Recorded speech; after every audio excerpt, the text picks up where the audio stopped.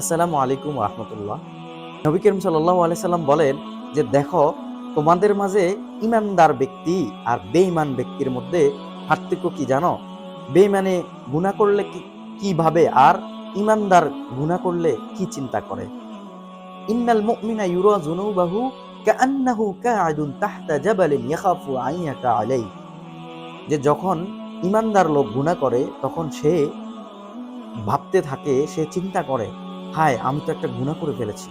আমি মনে হয় একটা পাহাড়ের নিচে বসে আছি, পাহাড়টা কখন ভেঙে পড়ে আমার মাথার উপরে। সে ভয় করতে থাকে ইমানদার ব্যক্তি যখন গুনাহ করে। আর যখন বেঈমান লোক গুনাহ করে তখন সে কি ভাবে, ওয়া ইন্নাল ফাজিরা ইউরা যুনুবাহু কাযুবাবিন মাররা আলা আনফিহি ফাকালা বিহি হাকাযা আই বিয়াদি ফাযাব্বা আনহু। অর্থাৎ বেঈমান লোক যখন গুনাহ করে তখন সে চিন্তা করে, এটা একটা কিছুই না, এটা সাধারণ জিনিস। যে নাকের সামনে যে একটা মাছি যখন উড়ে উড়া দেয় মাছি, তখন সে হাতের ইশারায় যেরকম মাছিটাকে তাড়িয়ে দেয়, সে এরকম গুনাহকে সামান্য ভাবে। এই জন্য যখন আমাদের থেকে কোনো যদি গুনাহ প্রকাশ পায় বা হয়ে যায়, তাহলে আমরা এটার জন্য আল্লাহর কাছে আমরা তওবা ইস্তেগফার কান্নাকাটি করব এবং ভয় করতে থাকব।